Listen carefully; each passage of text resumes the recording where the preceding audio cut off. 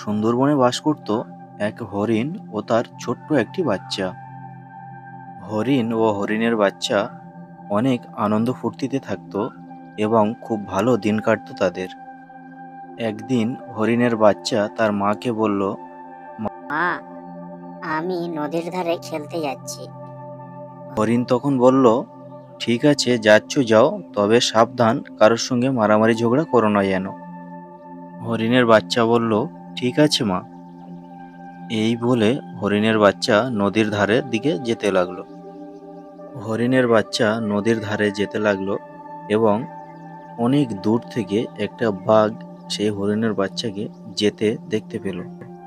বাঘটি নিজের মনে মনে বলতে লাগলো, বাহ, আজকের কার মুখ দেখে ঘুম থেকে উঠেছিলাম কে জানে। মনে হয় আজকের ভাগ্যটা খুব ভালো যাবে। এই হরিণের বাচ্চাকে কিভাবে খাবো সেইটা নিয়ে একটি কৌশল বা ফন্দি আঁটতে হবে। ঠিক আছে, ও কোদিকে যাচ্ছে আমাকে লক্ষ্য রাখতে হবে। বাঘ অনেকক্ষণ চিন্তাভাবনা করার পর কোনো বুদ্ধি বের করতে পারলো না যে কিভাবে সে হরিণের বাচ্চাকে খাবে। তখন সে নিজে নিজে বলছে, ইস, আমি তো বিরাট মাথা মোটা, আমার তো কোনো বুদ্ধি নেই। ঠিক আছে, আমি কিভাবে খাবো হরিণের বাচ্চাকেই বঞ্চুর জিজ্ঞাসা করি। এই বলে বাঘ হরিণের বাচ্চার পিছন পিছন যেতে লাগলো। বেশ কিছুটা পেছনে পিছনে যাওয়ার পরে বাঘ হরিণের বাচ্চাকে ডাক দিল, ওই হরিণের বাচ্চা, কোথায় যাচ্ছ? দাঁড়াও দাঁড়াও, তোমার সঙ্গে কথা আছে, একটু দাঁড়াও। বাঘের এই কথা শুনে হরিণের বাচ্চা দাঁড়িয়ে গেল। বাঘ তখন হরিণের বাচ্চাকে বলল, তুমি এদিকে কোথায় যাচ্ছ? হরিণের বাচ্চা সেই সঙ্গে সঙ্গে বলে উঠল, আমি নদীর ধারে খেলতে যাচ্ছি। বাঘ বলল, ও আচ্ছা, আমিও তোমার সঙ্গে নদীর ধারে খেলতে যাব। হরিণের বাচ্চা বলল, তুমি তো আমার থেকে অনেক বড়, তাহলে তুমি আমার সঙ্গে খেলতে যাবে কেন? বাঘ বলল, আমি অনেক বড় তো কি হয়েছে, আমি তোমার সাথে নদীর ধারে খেলতে যাব, তোমার কোনো সমস্যা আছে? হরিণের বাচ্চা বলল, ঠিক আছে, তাহলে চলো আমার সাথে। এই বলে হরিণের বাচ্চা এবং বাঘ দুজনে নদীর দিকে যেতে লাগলো। যেতে যেতে বাঘ মনে মনে বলছে, যাচ্ছি তো ঠিক কথা, কিন্তু শিকার করব কিভাবে?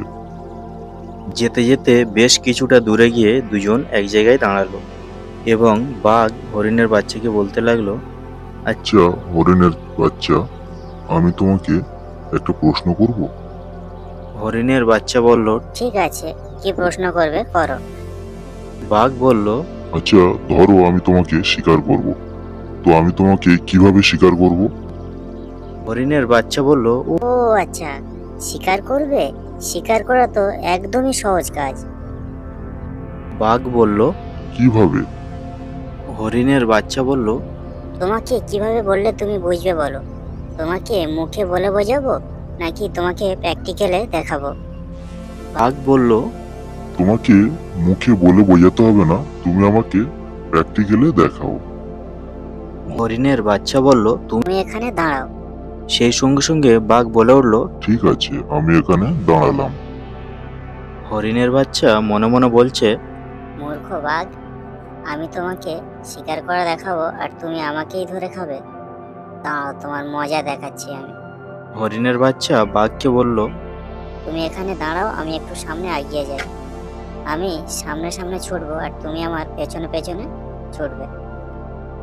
বাঘ বলল, ওকে, ঠিক আছে। হরিণের বাচ্চা বলল, তুমি আমার পেছন পেছন দৌড়াও।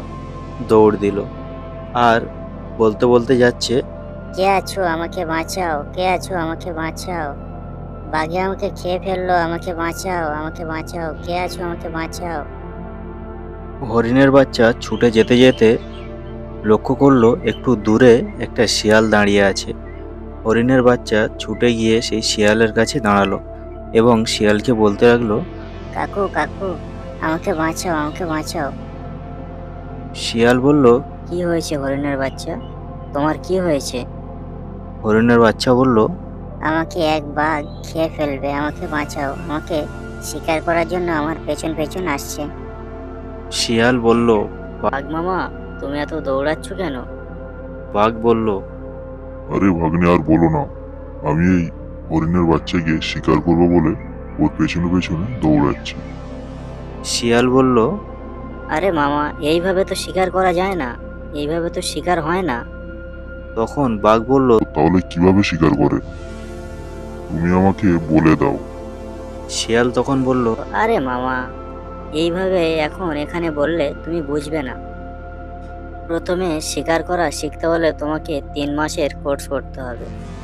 বাঘ বলল, আরে ভাগ্নে, আমি এখন কোর্স করব কোথায়? শিয়াল বলল, আরে আরে মামা, তুমি চাপ নিচ্ছ কেন? আমি তো আছি, আমি তোমাকে শিকার করার কোর্স বা শিকার ধরা শেখাবো। বাঘ বলল, ঠিক আছে, তুমি তাহলে আমাকে শিখিয়ে দিও। শিয়াল বলল, ঠিক আছে। তুমি কাল থেকে আমার কোচিংয়ে চলে এসো, আমি তোমাকে ওখানে শিকার ধরা শিখিয়ে দেবো। এখন তুমি চলে যাও। বাঘ বলল, ঠিক আছে, আমি তাহলে কালকে সকালে তোমার এখানে চলে আসব। আমি তাহলে আজকের চললাম।